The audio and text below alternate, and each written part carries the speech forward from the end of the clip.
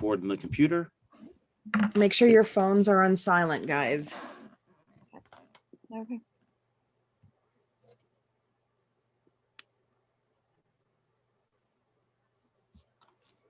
All right, ready? Yeah. Okay. Thank you so much for tuning into another fun episode of We Can Fight Like Cats If We Have to.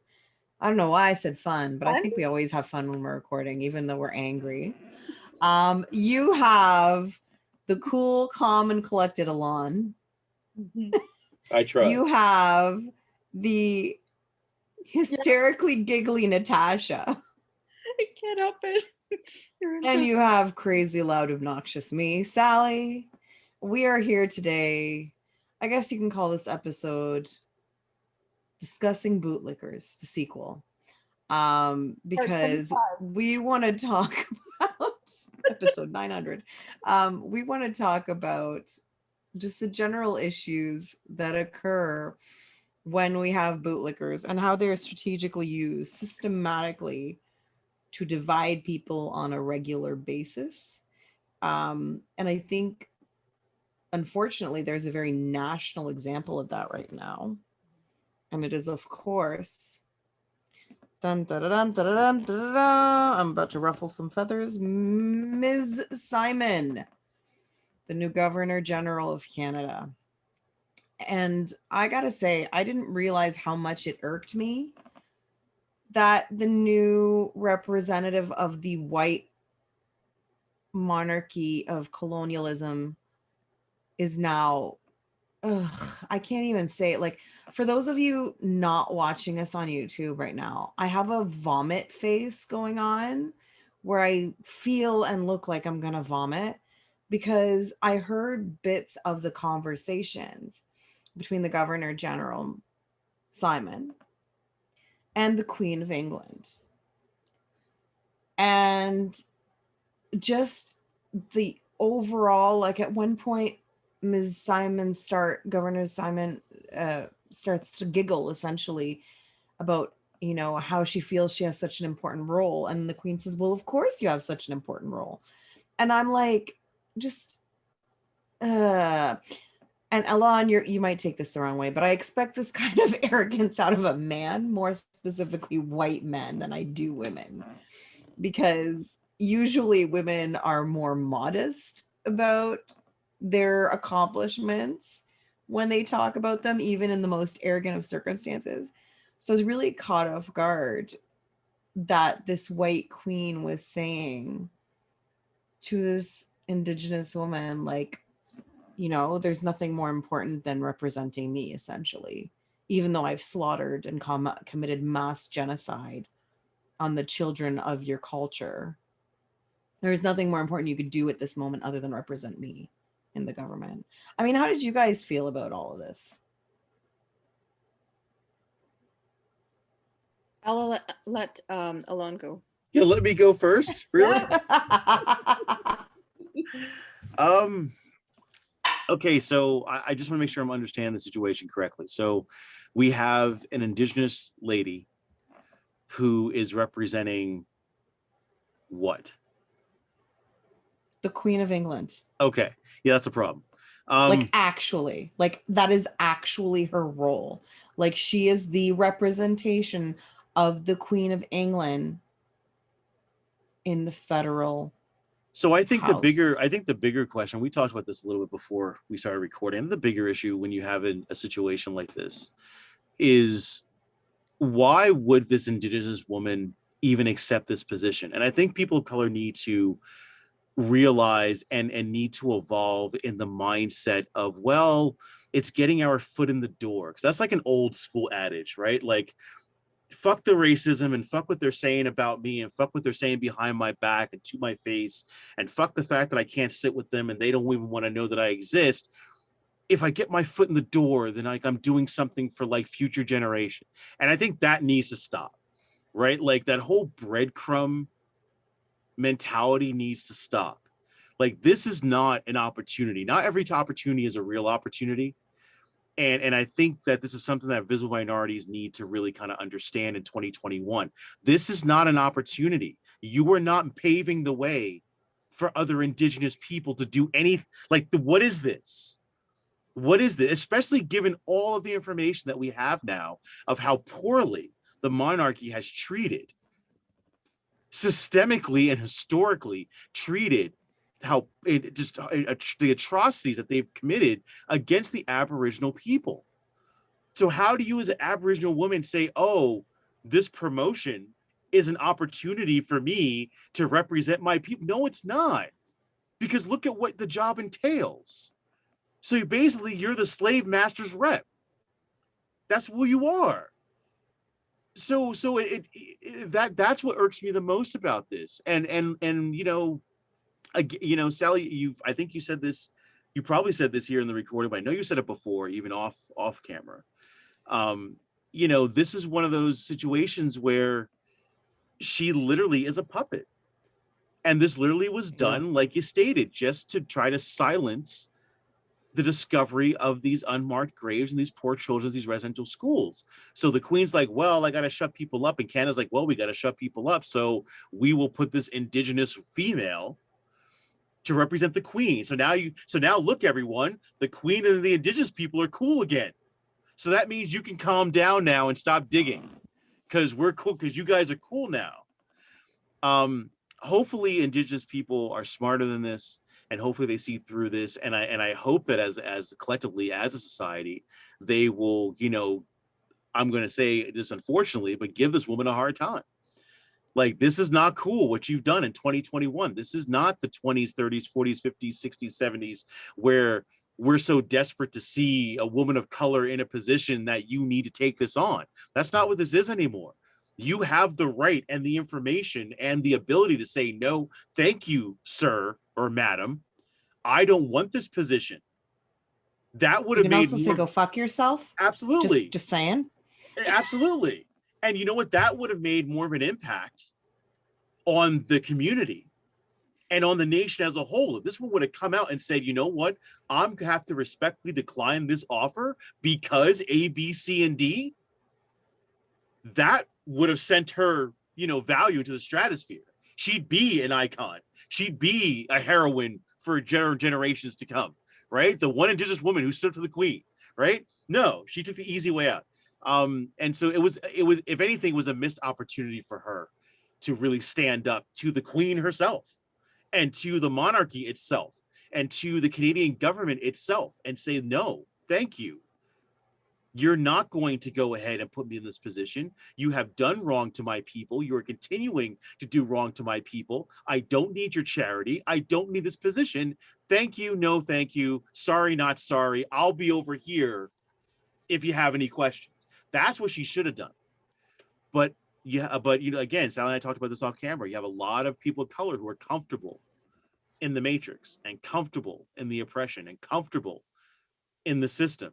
And it's unfortunate because these are missed opportunities. This is a big one. This is a big missed opportunity where that could have sent shockwaves throughout the country if she would have done that. And it's really sad that she didn't take that opportunity. So that's my take on it. I'll sit back now. I'm going to touch on one thing you said, Alon, the fact that we get our quote unquote foot in the door. You know how else you can get your foot in the door? Using a tank. Okay, sorry. Go ahead, Natasha. Okay. I was just going to say that, well, obviously, I totally agree with both of you, and it's a completely missed opportunity. And I think this would have been the ideal moment for her to say, on behalf of her people, who she should be representing, no, this is not going to work anymore. You're not going to silence, legitimate voices of pain by giving me this rubber stamp, whatever. Sticker. Yeah, and getting us to shut up and think, oh, well, things are different now because we've selected you to represent the Queen. No, this was time to say no.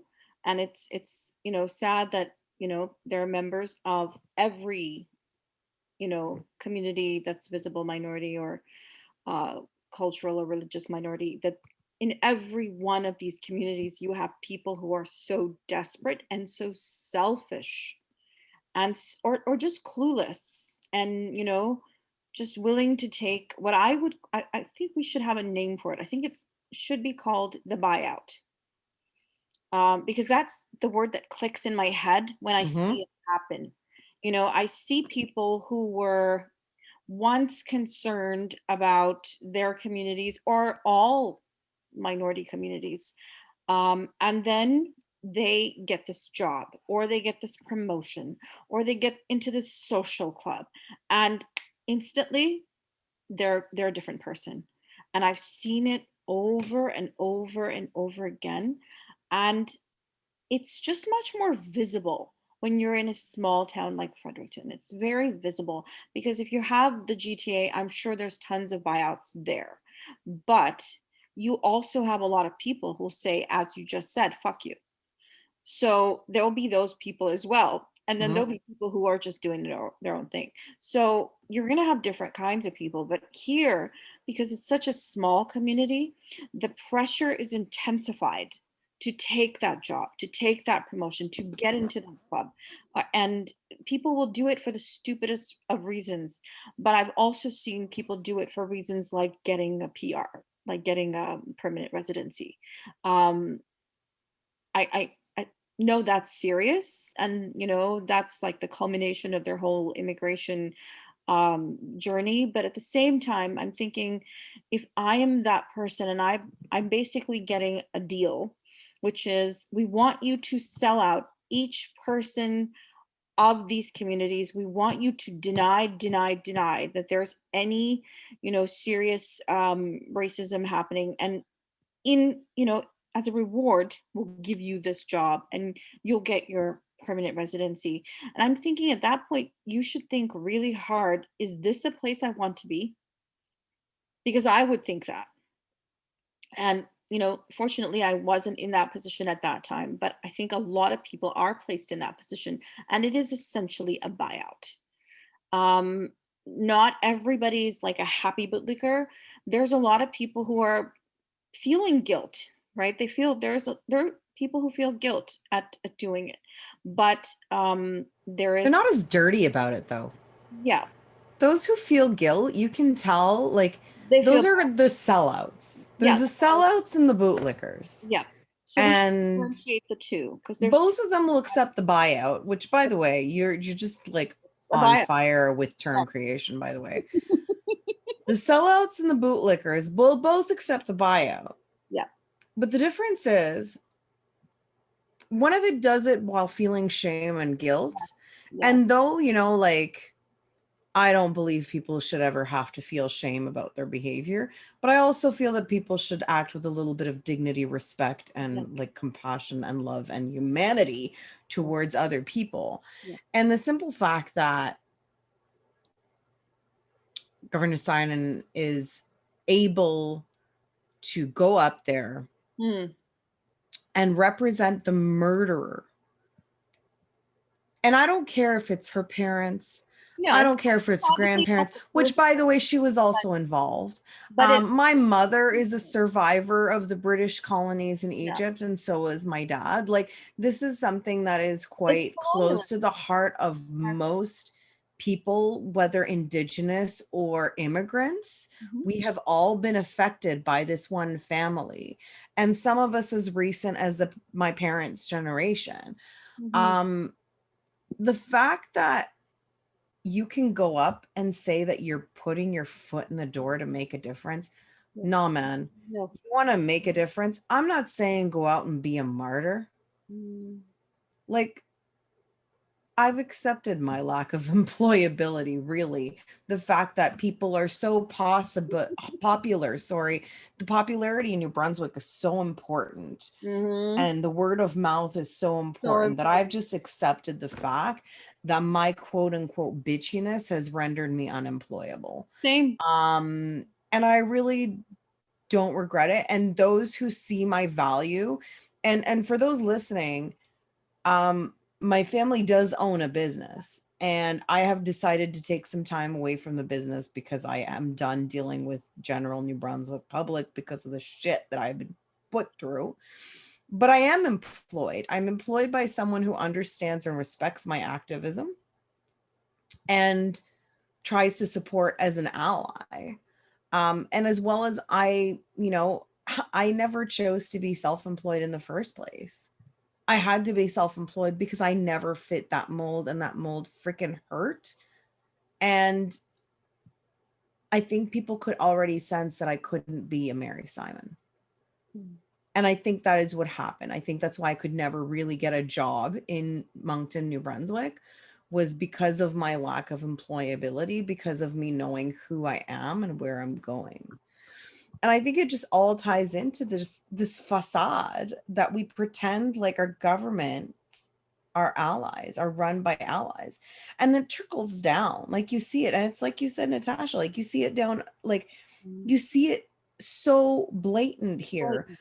I mean, Alon, I don't know what your experiences have been. I know that Natasha and I recently had that experience where we worked in an environment where the person destroyed our material, created conflict between 3 women of color, and then told the 3 women of color that we were not to speak to each other, that we were to report to her, kind of like Mary is to report to Queenie. And then they would decide, what would be said to the general public about the discussion that arose. And it seems to be like a constant pattern. Like, what has your experience been as a man? Is it anything similar as a man? I don't know if there is. I mean, my corporate, it's funny because I moved here, and it seems like my college degree went out the window when I moved here. Like, I never worked a labor job before I moved here to Canada.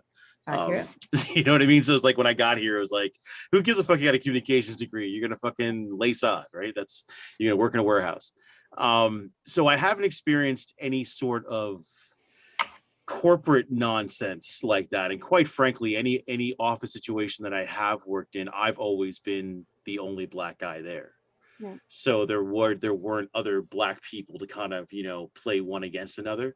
I have been in situations where I have not been welcome at certain jobs because my supervisors want to feel a type of way because I'm black. My coworkers want to feel some type of way because I was black. So you mean your color isn't threatening to them? Very I just much want to make it clear, like they were unjustifiably feeling threatened by you. Is that what you're saying? I'm totally being sarcastic, by the way. Yeah, I don't know. I'm just putting how clearly stupid that thought process is. It is. Because you have a shade of skin or a height or a whatever. Like, it's just like saying, I'm sorry, her nose is too round, I'm not going to trust her. But I think but I think in the corporate setting, and I think even in America, it's the same thing. And in the Maritimes, I'm sure it's the same, where I think in corporate structures, women of color are more acceptable and accepted in corporate structures than men of color. I'm not saying by like a huge percentage, but I'm saying if they have a choice between hiring a black man and a woman of color, they're going to hire the woman. Why? Because she's a woman. Two boxes. Seen as complacent and compliant. That's right. So you check 2 boxes, and at the end of the day, me, Mr. White Man, can still exert my gender supposed authority on you, because if I'm a black male, we're fighting. Right. Like, well, again, it's 2 checks of authority over the woman, right? Right. Exactly. Right. So if you look in corporate, and in the States is like that too, where, black or women of color are, again, not by huge percentages, but if a company has a choice, they're probably going to lean towards the female than they are the male. Like I said, in my experience here, I've seen that happen many times. But in the labor field, it's been more of a thing of just men just not liking me for whatever their reasons, right? So I've seen dudes try to sabotage my work. I've seen people try to lie on me, tell stories, try to start rumor. So I have had those experiences. It's been more of a one-on-one attack where it hasn't been kind of, but I've had that happen where people have tried to, like, again, start rumors or try to pick fights or lie, say they saw me do something or heard me say something or whatever the case may be, and I have to, it means I have to move very carefully. and make sure that I cross my T's and dot my I's, and and make it very clear about what I'm doing. And in those respects, it's kind of one of those things where, and we talked about this before briefly, just you come here and you're not from the Maritimes, and so you're alone in that respect, and then you realize that you can't even build that camaraderie in the community. Right. No. So now at work, I'm a loner. I'm sticking to myself. Why? Because I can't trust any of you motherfuckers. Right. Exactly. Because I already know that if you're trying to talk to me, either you're a spy, so you're trying to get intel and information on me, right? Trying to figure out the type of person that I am, trying to figure out where I'm from, trying to get my opinion. Oh yeah, what do you think about the We boss? can't say that, by the way. Women Well- can't say that shit. If we say that shit, we are what? We're what? What is the term? Paranoid. We're paranoid. There's no Paranoid. paranoia. There's no paranoia in it. You got that spy that always is coming up, trying to talk to you, trying to find and mine for information, right? And then want to throw the hypotheticals out there. Oh, well, what do you think about so and so? What do you think about the boss? And I really don't like this. And how? Listen, I got nothing to say to you. I don't know you, right? I never met you. We know we're not friends. And so, so then now you're voluntarily segregating yourself from this work environment, right? And then, but the problem is you got to find that balance, because if you segregate yourself too much, then you're not a team player. And then if you get too involved, then you're being too friendly, and then they got to put you in check. So it's a crazy thing. They're good. They are good. Okay. It's a balance. Would you say thing, that? I said they're good. I mean, yes, like, you got everything figured out. Like, you cannot do anything right. You really can't. You're walking that tightrope constantly, right? So the right? long answer to your short question is no, I have not experienced it like you ladies, but yes, I have experienced a more direct form of sabotage, of people trying to spread rumor, trying to, sabotage my work, trying to get me fired. Yeah. Like things like and so and you know what, it's even happened to my son. So, It's always in sabotage at work. his short Yeah. work career. So, I mean, there's always someone, that as they say back in New York, in the Bronx, the streets are always watching. And it's true. There's always someone watching you. There's always someone trying to get information from you. There's always someone trying to trip you up and see where you're going to slip up. And there's always someone out to get your spot, even no matter how small the spot is. As a minority in a white dominated society, even the smallest spot is a threat to them. And they're always looking to get you out of that spot because they feel that someone of their race should be in that spot. And that's how I've always felt. And you might get the construction trades or any trades that I've worked here. I've had dudes just be upset at the fact that I had a company truck. No, but like real talk though. I'm sorry, I'm not laughing at you. I'm laughing at them. Real talk though. When I was doing traffic control, I became a traffic control agent. I was like, licensed in all three provinces. So New Brunswick, Nova Scotia, and PEI. So I was the guy that went and set up the sites, and I had a crew. You would not believe the amount of problems that I had from traffic control people because I was Black. Because they just could not wrap their head around the fact that I was the boss. So literally they would fight me on this shit. I had a dude literally go off on a tantrum. It was a dead of winter. We were on Church Street. You can't tell me what to do. Fuck you, man. And it was after a snowstorm. So they just plowed the road. There were snowbanks on the side of the road.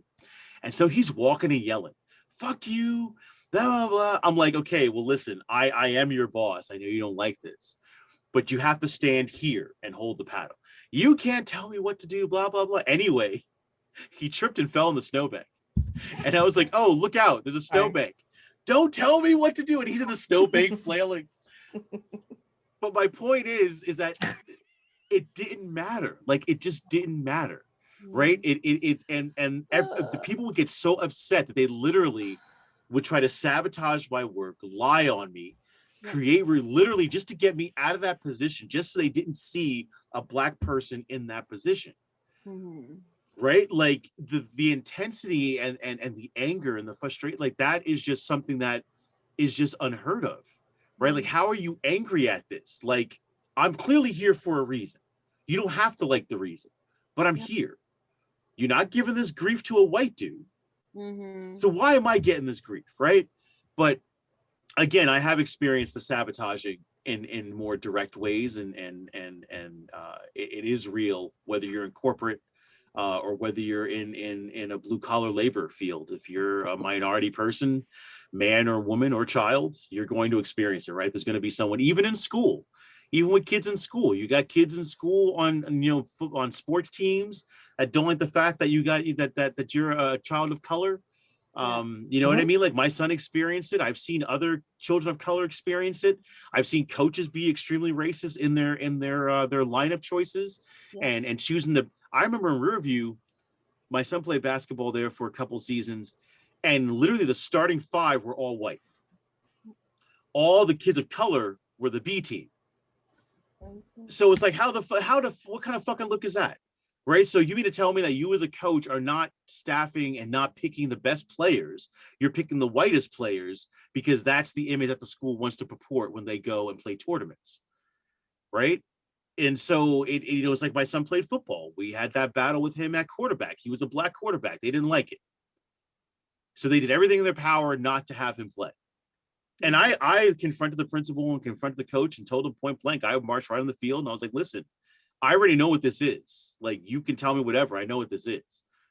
And so, I mean, so it's very real and it still exists. And, I think people, unfortunately, it's what we always talk about, that people of color just need to be aware, unfortunately, and always be cognizant of this type of thing, because it's never ending. It really, really isn't.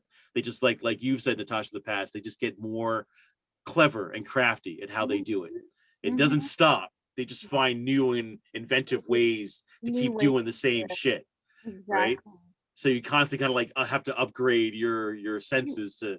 No, you have to stay one step ahead of them. Yes, That's you do. the thing. It's like I've noticed, because I was dealing with street harassment, and when I would, whenever I would complain about it to somebody who would actually listen, because most people didn't listen, I would notice they would change their strategy. It wasn't like they stopped doing it, they just changed their strategy, because they're thinking in their head, who the hell are you to tell us we can't push you around, because this is our place. So this is the mentality, and you can't change the mentality. We cannot change the mentality, because they don't even think we're people. They don't even think we are people on the same level. So in their head, only they are people. So it has to be, unless they are sanctioned by a large chunk of people they consider people, they're going to keep doing whatever they're doing. They're just going to keep changing their strategy, because every time you bring a certain behavior to somebody's attention or somebody notices it, then they think, oh, well, we can't stop now, and it's just the ego is so huge. And I wonder sometimes, how do you have people who are not even, who are not even that cultured or educated, and how come they have such a huge ego? And that's where the fact, it's just a fact that it's race based. There's nothing else to it. There's literally no other justification other than I'm from a superior race. And that is the same mentality that, brought about Nazis. I think that literally people here are two steps away from being Nazis. Like, there is a good segment of the New Brunswick population that is literally two steps away from being Nazis. Like, You're kinder than I am, because I'd say many of them are already there. no, but they can't be out in the open, right? They can't put a uniform on and do the salute. So it's very. They can't, because I feel like they do. They I feel like they're very open about it, especially with women. Oh, I mean, you have this thing of like this women guy are challenging the authority of Allon. Like, No, don't tell me what to do when he's in a snowbank. No, yes, To me, that's it's pretty Nazi behavior. I hate to say this, but this is pretty Nazi behavior. No, but And go ahead, sorry. Talking about said the same thing. It was like, who are you to tell me, how to run this? And we're saying you're destroying things. You can't do that, and it's like, you don't know your place. Literally these words. And I think women, if anything, I don't know, I think when men do things, it's different. Like, I think I have more experience with women, because I think it's very gendered. I think that when people want to target somebody and it's a woman, they will usually have women doing it, because I've encountered numerous Women or other people of color. Yeah, women or other people of color, exactly, because they know what it looks like to have a bunch of men, targeting a woman, and being aggressive. So they're not going to do that. So it usually falls to other women to do that, and they're not even apologetic about it. They're like just in your face, aggressive, like like they've literally been given, papers to do that. It's like they have this Well, they were. essentially, That's essentially why they were placed. Like, look at essentially, Susie Campus.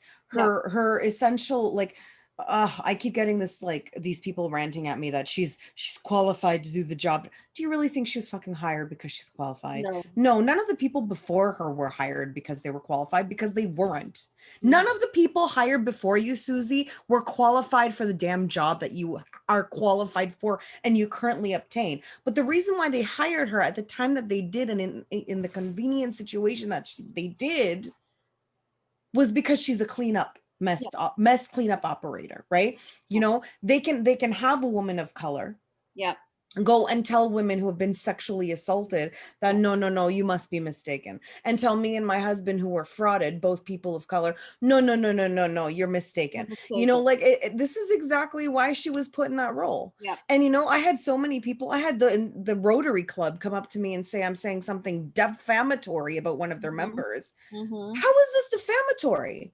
Well, it's None of the people who had this job before her were qualified for the job. So why does she think she was hired because she was qualified? She was hired because she was convenient. And then they secure all of these contracts and this funding all of a sudden from the federal government yeah, to bring in more, what is it called? More human trafficking. That's right. More human trafficking in yeah, the form of the quote unquote immigration yeah. opportunities and investment opportunities for immigrants that we have. Like, we are just in the business of frauding people, and we use people of color up front. So it's no different than Mary Simon being there to represent the queen, so that when she tells, indigenous people, oh, we need to settle down, we need to calm down, you may be overreacting, it's a less harsh blow, and we tend to want to be a little bit more polite because we don't want to bring down our own. And let me make it perfectly clear, I don't believe that you should ever bring down a brother or sister who is going through the same fight. I Mm, really don't. I really don't absolutely think, not. like, Susie, if you're listening to this and having a come to God moment, which you probably aren't, because right now you're so high up in the liberal party whiteness of it all that you just can't help yourself. But if you are listening to this and you have a come to God moment and you want to be part of the movement and part of the Oh, change, come on. I would forgive you. No, if she did. I don't You're think she asking a would. But if lot. she ever Oh did, my goodness. it would be clean slate, man. It would be a clean slate. But our motives are different. Our motives are not the same.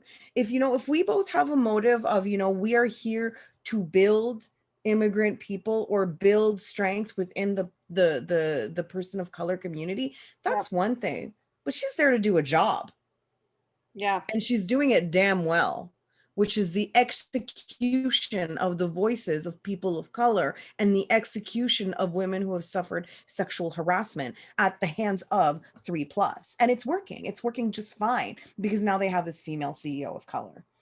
And mhm, then you have, like, other ends of the spectrum. You have so many business duets going around in New Brunswick where you have a white man with a brown man, or a white man and a black man, or a white man and a person of color of some sort of gender. And then the white man is usually some sort of, like, can't keep it in his pants mentality. And the moment that they get busted, they go ahead and they bring on, the other partner who is a person of color to either dismiss or gently give the blow to the person that they're not going to do anything to support the employee who just got harassed, mistreated, human trafficked, whatever the hell it's going to be.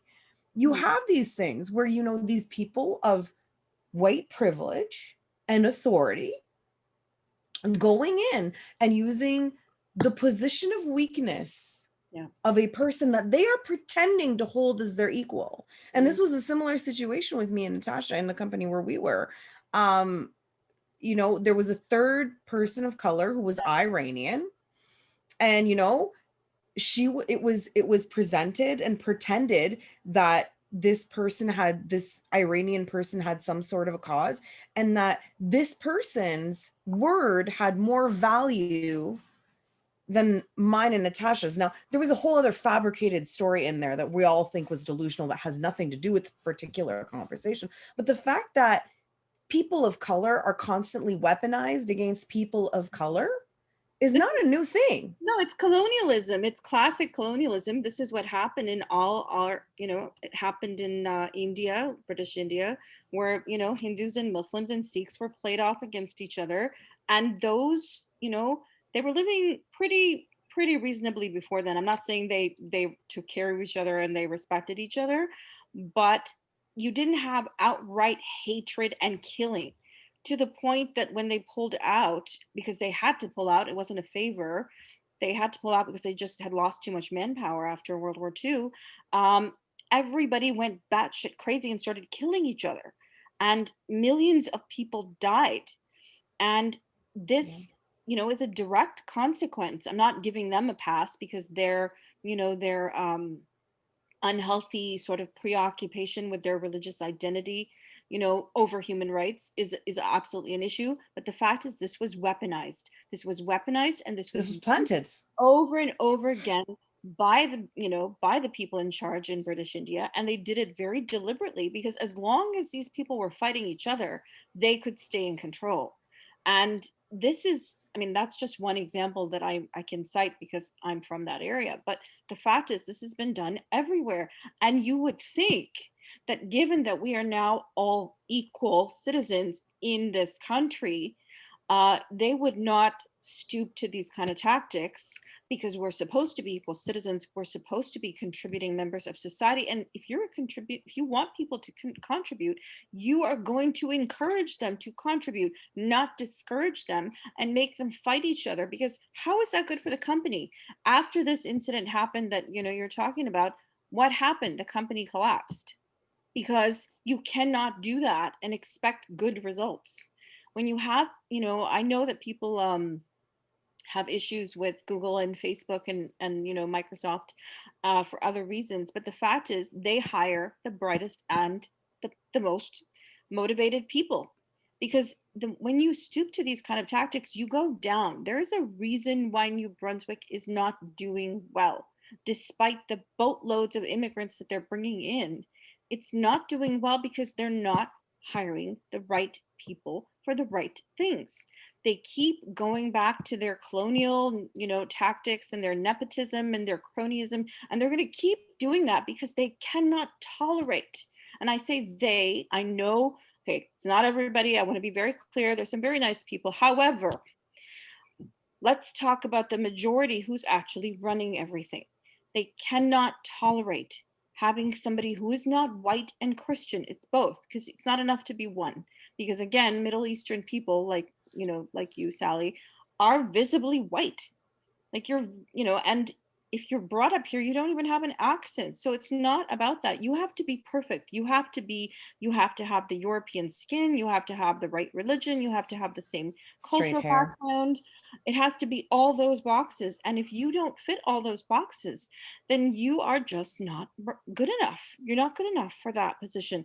And because now laws have evolved that being, openly racist and discriminatory is a no-no in public, even though people still do it. But in the workplace, they have to be careful. That's where you get these token minority people. That's where you get these bootlickers. They're brought in, so, very strategically placed in specific, locations, and they are used and weaponized to shut down people of color or minorities who are actually raising voices about legitimate concerns or bad things that are happening. So every time you do, you'll have this bootlicker person enthusiastically jumping up and down and saying, here, look, I'm here and I'm doing so well, like Rima Azar. Mm-hmm. I'm doing really well. So you know what? All of you are whiny complainers and liars, and you have an agenda, and you're playing the race card and all this garbage, which is garbage, but this is what they want to hear. So they will take that person and they will raise them. They'll keep raising them, and you'll see those people everywhere. And again, Fredericton's a really small town. You will see those bootlicker minority people who are literally in every single community, selectively uplifted, invited to speak everywhere. And I swear to God, every time I see them speaking everywhere, I feel like vomiting because they're just awful. They're just awful people. And it's just, I mean, I don't know how you can do this. Like, I don't know how you can enjoy, putting down other helpless, people. It's really horrible. But they will get there and they will make sure that they're placed in positions where they can keep everybody else down. And it is just horrible. And it's just I don't even know what to say. It just makes me sick. Alon, you're nodding. You look like you have a deep thought. No deep thought. I just really agree with what's being said. But we talked to this still is the same vein that we were talking about before the taping here. Just Yeah. there are individuals who are people of color who are happy in this system and they think it gives them a leg up. They think it gives them a break. They think it's gonna, make them, get less punishment at the end of the day. I don't know Yeah. what the theory is, but this is, unfortunately, systemic racism definitely plays off of these people. Yeah. And again, it's part of indoctrination, right? When you're indoctrinated as a minority group that, you need to look white, act white, be as white as you possibly can, because that's the quickest path and the easiest path and least resistance, then this is what happens, right? Then you have people of color who go ahead and take on these roles willingly to be the face of the systemic racism and to be that voice. And that's when, when we say collectively that, what not every brown face is an ally and a friend, that's the reason why. Like, just because the person has brown skin doesn't mean they're in your corner, right? Because everyone's path to, to equality is different, right? Some are willing to fight the battle and some are willing to take the easy way out, or what they think is the easy way out. Some people or some minorities are fine with being, with tolerating certain levels of racism if they feel that's going to get them a house in a certain neighborhood or get them a certain position in middle management. They're happy with that. They're fine with that. They're content with that. And if you ask them, oh, have you experienced any? Oh, no, I've never. And they're full of shit, but to them, it goes right over their head and it's not on their radar. Right. So, and I find that, I find it with a lot of maritime minorities that are, born and raised here. Like even on, Black in the Maritimes, that podcast I'm a part of, we have guests on there and they're raised here and we'll ask them, oh, have you ever experienced? Oh, no. I'm like, oh, are you fucking kidding me? You just told me a story about your uncle calling you names and you want to sit here and tell me you never experienced anything, but the programming runs so deep. And when you're just programmed at a young age that it's that these things are okay, that these microaggressions are okay, that these attacks are okay, that's a problem. And it's something that it's sad and it hurts as a person of color when you see another person of color attack you that way. It hurts, right? Because like Saly said, we should not be undercutting each other. We should not be fighting against each other. We should be on the same page. I don't need to know either one of you personally to know that if you're being wrong, that I should be on your side. Right? Like, I don't need to know the nitty-gritty details of your life, but I know right is right and wrong is wrong. And if I see you being, mistreated, I should be on your side and step up and say, no, this is wrong. Right. But, and so it hurts when that happens. But I think that hurt is also part of a design.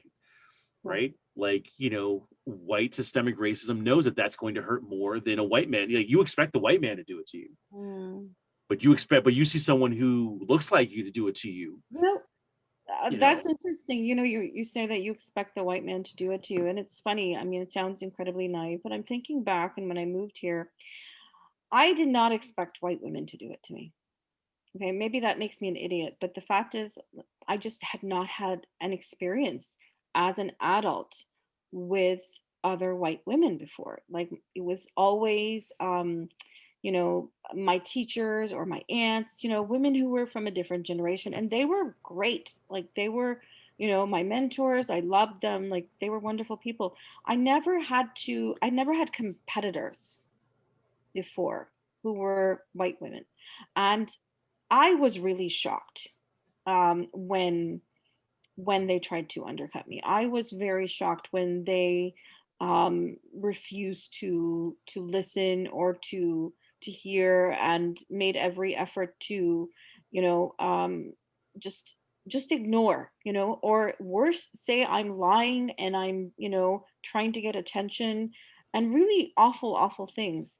And I would turn around and I would, you know, and I would be told that, but what you're saying, doesn't have, proof, and we need evidence and all this stuff. And I'm thinking, are you people like the police? You're community people. You require like pictures of, bruises in order to be decent human being. I mean, I can see them saying that, but like, why are you saying that? And the same, so I'm getting all this, we require hard evidence to believe somebody's story, and you don't have that. And then I started reading the paper. Okay. That was an eye opener. And I started reading the Gleaner, actually, which was a lovely paper. And so every day I'm reading, woman is devastated because she heard somebody comment on her hair as she walked by. And I'm like, are you fucking kidding me? Like, are you serious? This is hitting. Was her hair lit on fire? No. Because I've been there. If her hair has been lit on fire, I mean, you should be devastated.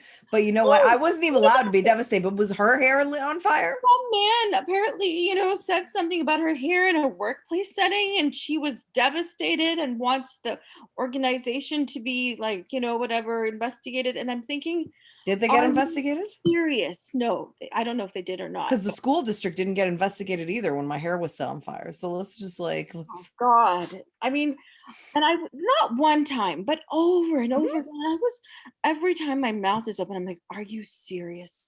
This is getting in the paper, but I'm talking about really serious stuff. And that's not good enough for you. I mean, it's just disgusting. And that's when it hit me. I was like, oh my God, this is racism. It just did not hit me before. And I think I would say my country of origin is to blame for that, because South Asian people think they're Caucasian.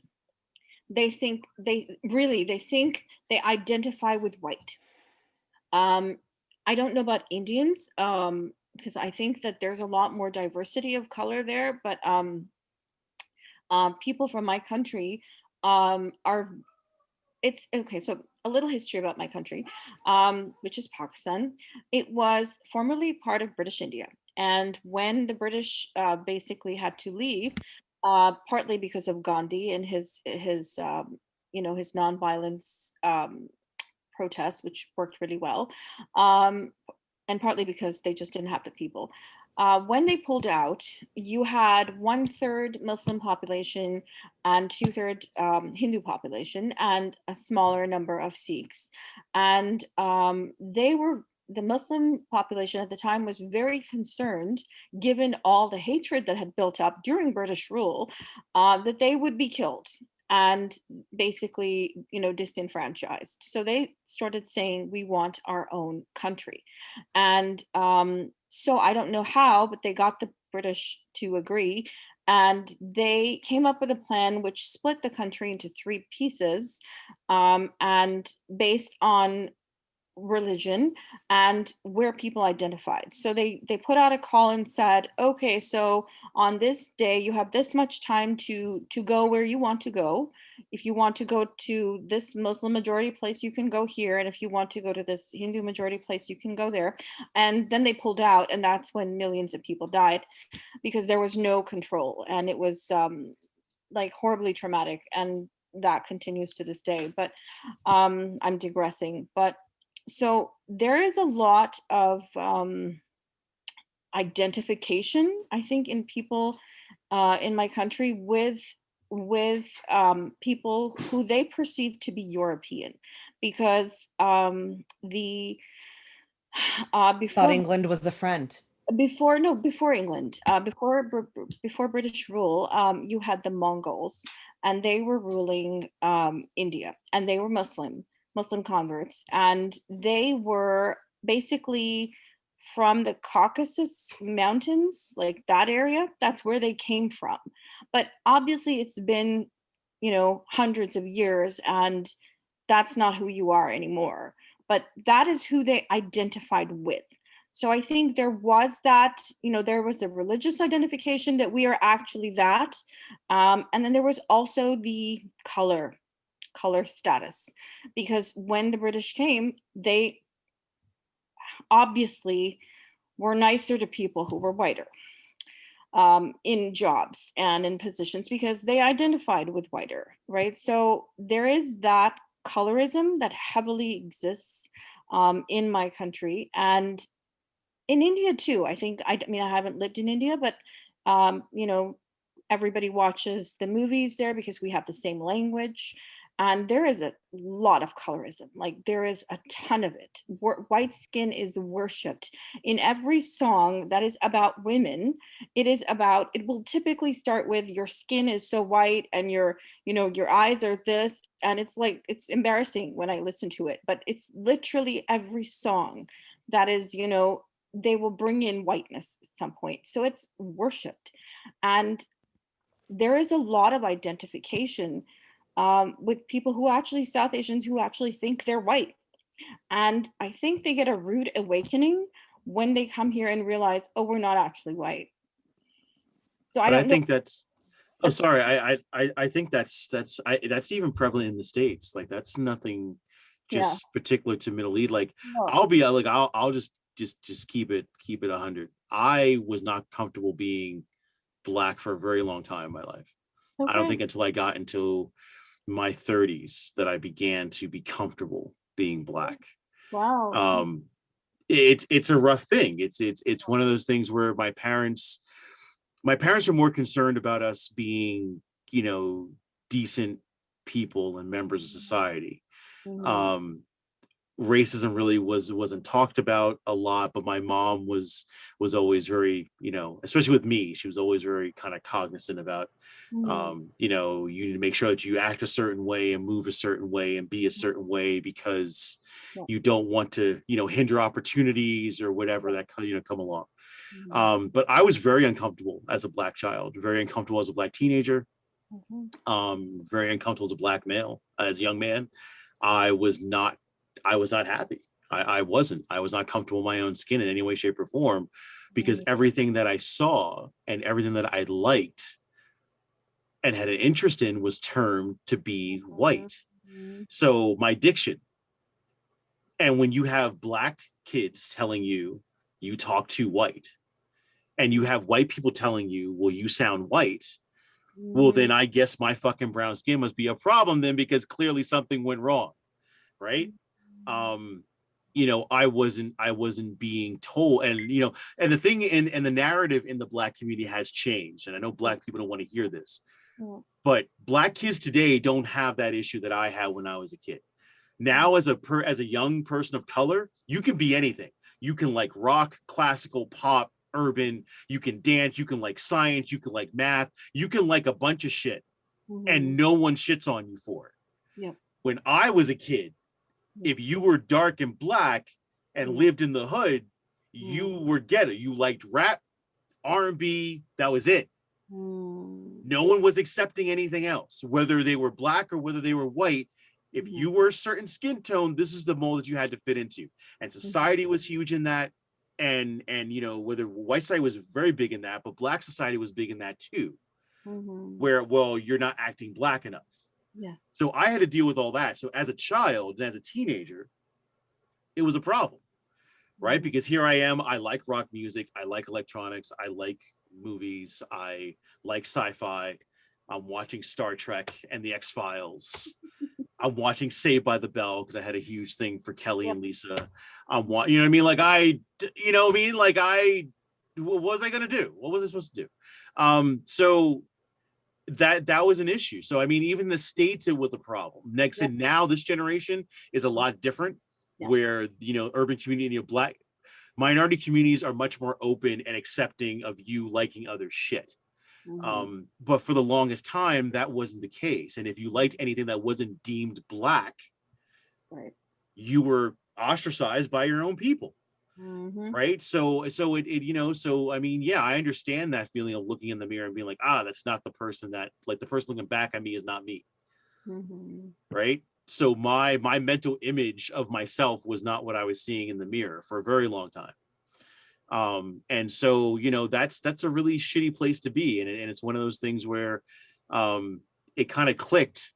And I was talking to my wife about this a while ago, about how when I was happy when I met my son's mother, because I knew that my son was going to be lighter than me. Yeah. So And therefore, in theory, not have that much oppression. right, in theory, he would not have to go through the shit that I went through, because he was going to be light skinned and pretty. Yeah. But That shit don't but work. right, but think about, but the thing that got me in my older age now was that rationale, and the fact that I have been so programmed by society and by life in general to hate my skin so much that I literally didn't want my offspring to Yeah. look like me. Mm, That's a fucked up programming. that is. Like just take that for a minute. Like, you hate yourself so much that you literally are going to purposely make sure that you procreate in a fashion where your offspring does not look like you, Yeah. so that society doesn't shit on them Mhm. like you feel you're being shit on, that he doesn't feel. And the thing, it doesn't work. You're right, Sally, it doesn't work. But what got me and what kind of clicked in my mind was how much self-hate I had been taught to have. Yeah. And I think You that's know? what we need to fight. I think that, you know, how you were bringing up bootlickers and you know how they sort of accept their role and you know as Mhm. abusing other minority people. Frankly, that's what they're doing, and diminishing them and cutting them down and all of that.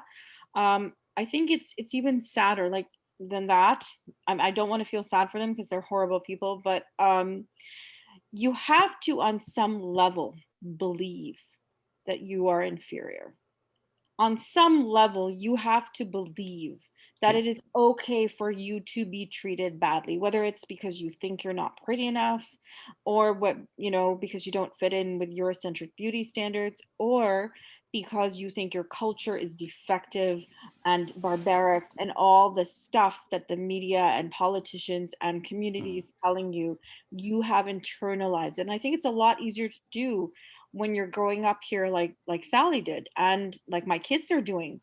And for years I noticed my children had internalized racism. Like they didn't dislike other, their friends were typically friends of, you know, people of color too.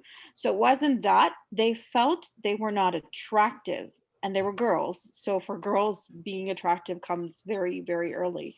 So as early as grade school they're saying, I hate my skin color. Why don't I have blue eyes? Why? And I was like, are you people fucking kidding me? Like I'm thinking, are you serious? Where are you getting this garbage? And of course, they were picking it up from what they were hearing from other people. And I said, did anyone ever tell you this?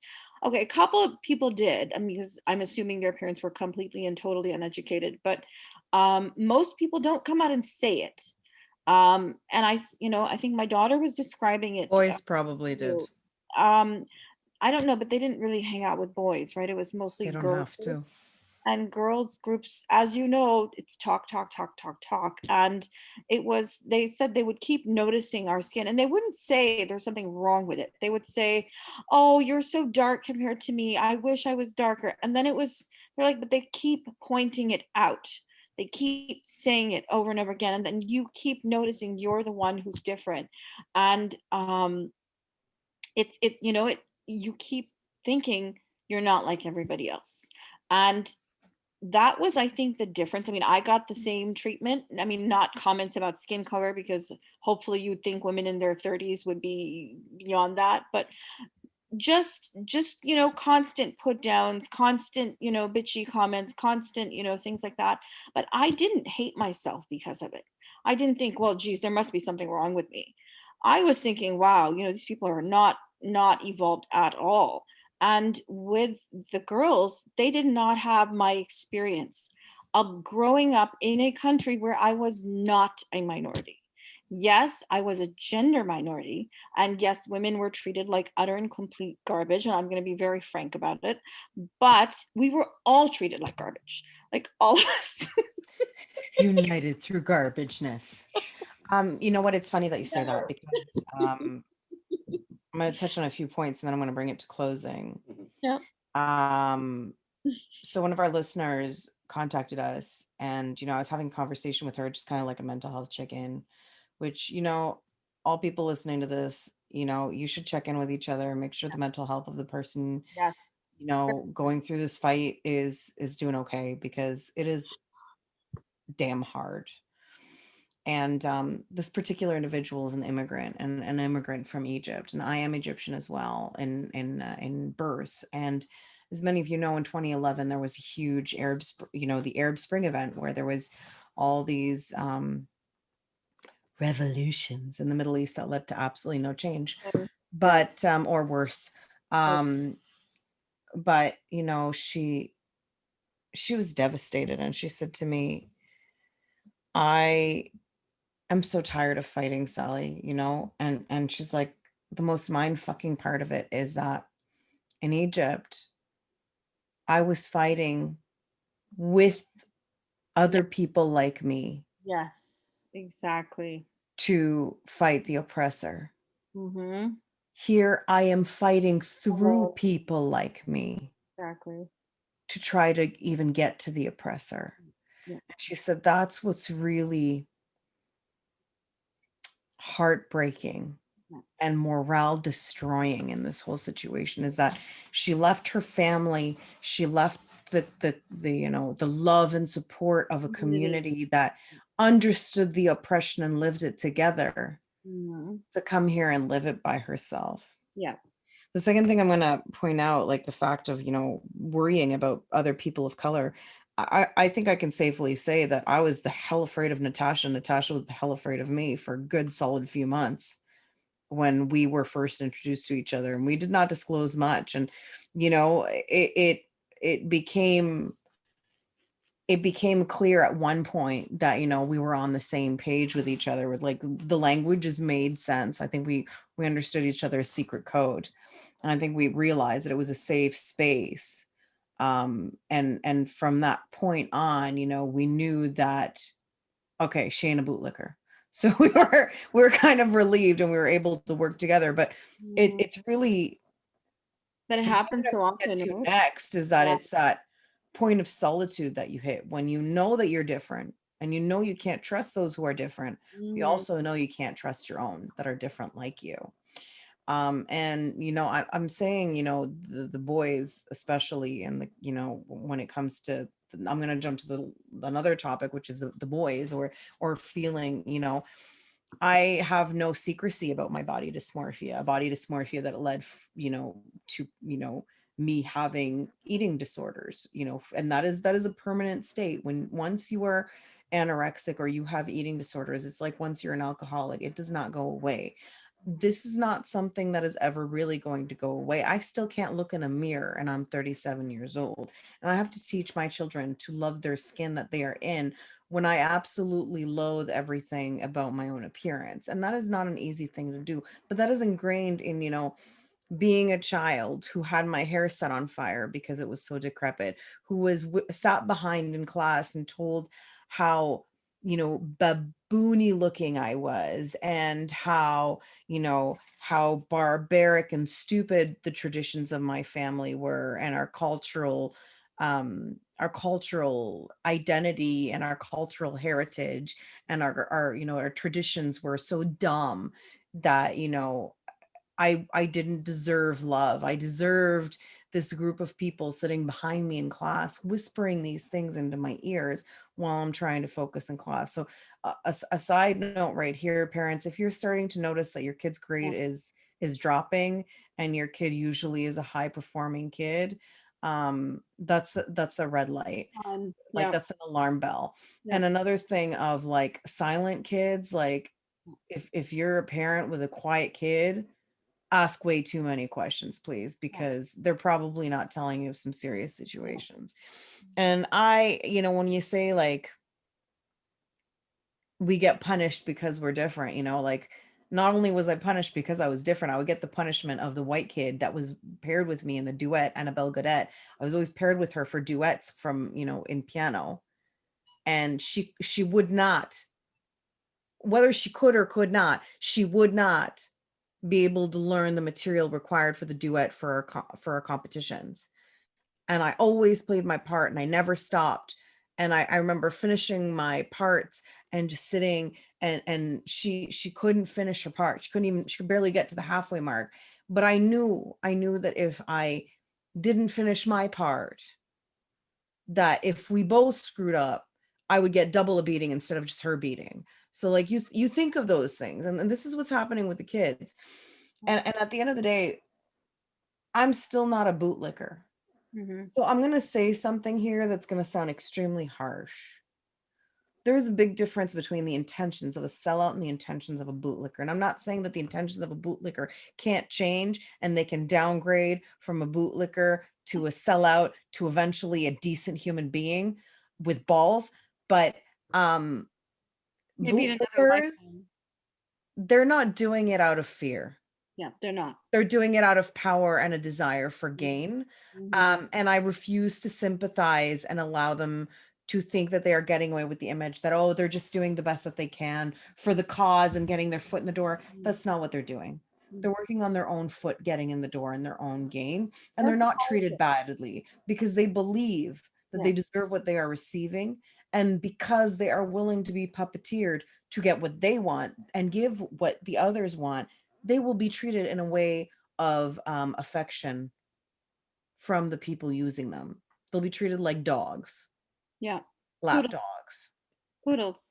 Mm. So I wanted to touch on those points because I think in my experience it's really important. And the Mm. most important part of all, the shadeism. Yeah. I can relate to that loneliness, Allon, because I remember having conversations with other kids who had the shelter of a white parent. Mm-hmm. Um and trying to explain to them, like, aren't you different like me? And the answer would always be like, no, what do you mean? Like they wouldn't see their differences. And the community allowed for that shelter of the white parent. I did not have that shelter. And Mm. the loneliness that you have where you don't belong. And then to even go a step further, where my suffering was discredited for a really long time. Like, no, girl, you're light skinned. There's no way you went through the shit that you went through. No, Yeah. no, girl, you're light skinned. No. You want to talk about suffering? You know nothing about suffering. You know nothing about torture. You know nothing about slavery. You know nothing. No, man. I have met people who have lived through some horrific shit, who listen to my story and want to throw up.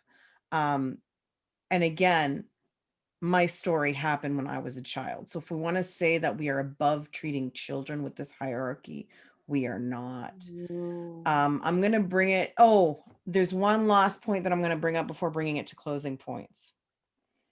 For all you French people who want to get up and say, Ms. Simon can't speak French and she should be dismissed from the Oh. please shut up and go fuck yourself. Oh my God. Nobody wants to hear this. This is not what this is about. And Oh, Ms. Simon, anybody who wants to tell you that, you can also tell them you have full support in telling them to go fuck themselves. That is yes. not our disagreement with you right now. That is not our Yes. grievance with your position right now. There have been a million unilingual people in parliament that should not have been. Yeah. And you know what, there's tons of Acadian representation now in parliament. So literally, Ms. Simon, if you want to feel Ignore. intimidated by that, Ignore that. ignore or slap That. them in the face or in the ass, That however is you feel so fit. Like, stupid. seriously, I do not. I no, when something's that stupid, you treat it with the stupidity that it presents. I'm going to bring it to closing points. Who wants to do their closing points first? Ladies first. Of Ladies first. Natasha. You always give me something to think about. I think that just going with the topic of the day, it's I always come to what can we do, right? And we know what the problem is, and it's people, from our own communities basically stabbing us in the back, and being bought or coerced or all that. And what can we do? And I think we have to at this point raise a collective voice and loudly say these people don't represent us. and you need to stop fucking having them in every fucking space, because it is absolutely insulting. And I'm just so tired of seeing them like saying their shit every single time. It's just, you cannot, have a legitimate conversation about, you know, something wrong in the system. I think I brought up the elections and how nobody who was like really progressive had won. And of course, immediately you had this bootlicker person jump in the conversation and say, "Oh no, this guy who was black won in Shippagan. So that is a clear indication that things have changed and New Brunswick is loving their immigrants and giving them a voice." And I was like, "Oh, shut up." And then he's going on about how successful he is. And I'm so sick of these people. And, oh, and then he told me to be positive. So at that point I said, I know that being positive is really, loved trait in immigrants. Alrighty. But if you think that we're equal citizens, then we have a right to talk about things that are not positive. And I think that really sort of ended the conversation right there. But you have to challenge them. You have to challenge. Don't feel guilty that you are not supporting another person of color, because they're not feeling any guilt at all. They're feeling none. So you don't need to feel any. And as far as people who are, sellouts, and what I feel bad that you are in such a, bad position, that you feel that you need to take that job and you need to take that whatever you're getting in order to shut down other people who are possibly in a worse situation than you. I do feel that bad that you have this moral conflict. However, you made your choice.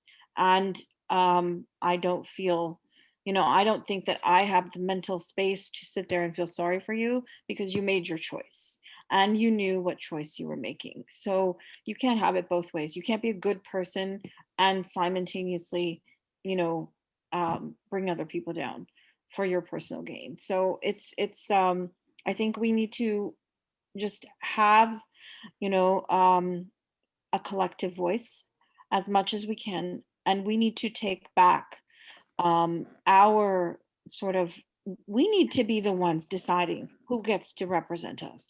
We need to be the ones deciding who gets onto this board or this committee or this. It's not their business. It's not the business of people who have been oppressing other communities to pick their favorites. I'm sorry, fuck off. No, this is not your business, not your job, not your selection, not your choice. And, enough. We need to stop being complacent and listening and loudly and vociferously protest every single time this happens. Not feel embarrassed, not think, "Oh, well, I'm not going to look like a good minority person." Well, you're not already seen that way, because if you were, you would be the one picked for that committee. So, you know what? Screw it. Screw being the popular person, because it's not worth it. And the longer this goes on, the longer we're all going to be begging for favors. And Bingo. I refuse to do that. Bingo. Yeah. Allon, closing point. I just want to just kind of echo with what Natasha said, that it's whatever's making people of color feel like they need to take the other side of the fence and not be supportive of the struggle. I can't speak to everyone's experience, but you got to understand that, like I said earlier, not every opportunity is a real opportunity. I think that you need to look at the bigger picture.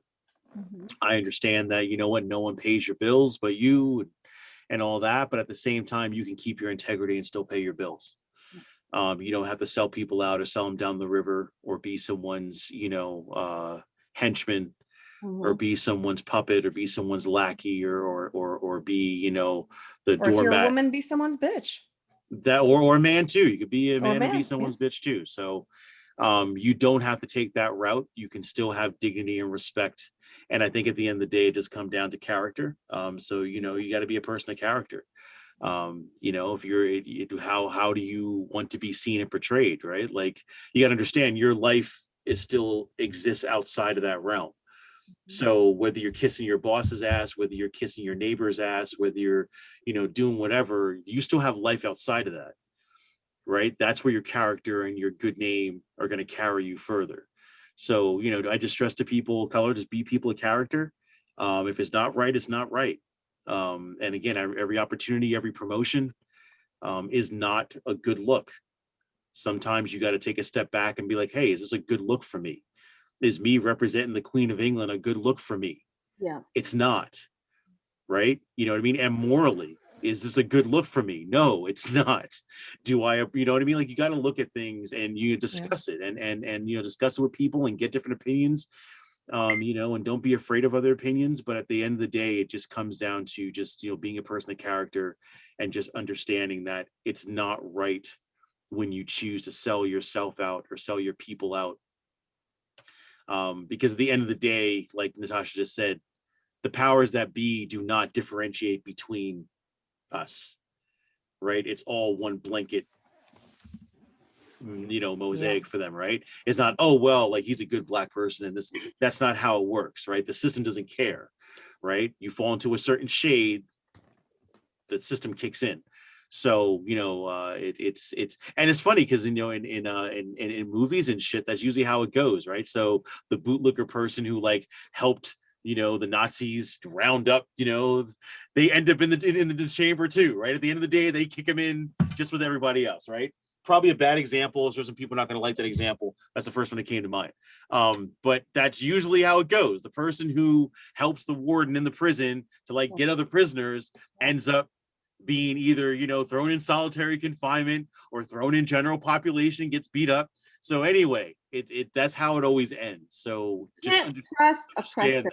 You cannot trust people who oppress.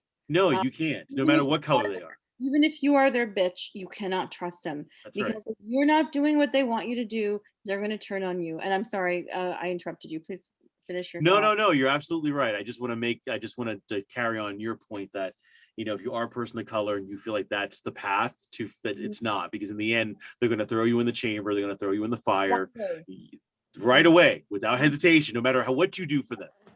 That's why integrity and personal moral compass is important. Yep. So that's my closing point. Keep your character and your moral compass. Thank you so much, everybody, for tuning into this episode. It started off being political, it ended up being moral, and you know, we always go in all sorts of directions in this conversation. We always know where we're going to start. We never know where we're going to end. But you know what? That's how life is. You always know where you're going to start, and you never know where you're going to end.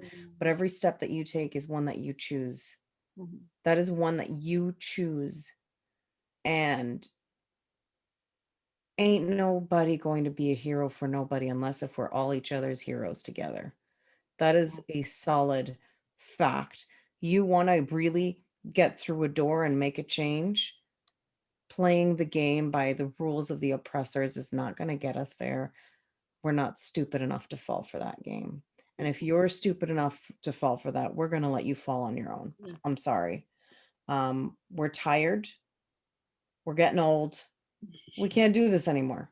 Natasha's like, speak for yourself, Saly. But emotionally, No, I we are agree. getting all I think old, you you know, know? it's like when I hit 40, I was done. I was literally done. I was thinking, I am not wasting any more time. I am not wasting any more time trying to be nice to awful fucking people. That's it. You know, that's it. What I'm thinking, I'm going to say it. I don't care if they like it or not. It's a magic. I think some people hit it earlier, but yeah, that was the day for me. For me, it was the day that George was begging for his life and it still wasn't given to him. There's a very good proverb: beggars cannot be choosers. Yeah. Beggars cannot be choosers. And if you are begging to get that love and affection from the oppressors, you are not choosing your freedom, and you are not choosing your safety, and you're sure as hell not choosing your security. So be kind to each other, support one another, but neither of those matters if you cannot stand up for each other. Thank you, everybody, for tuning in. Good night.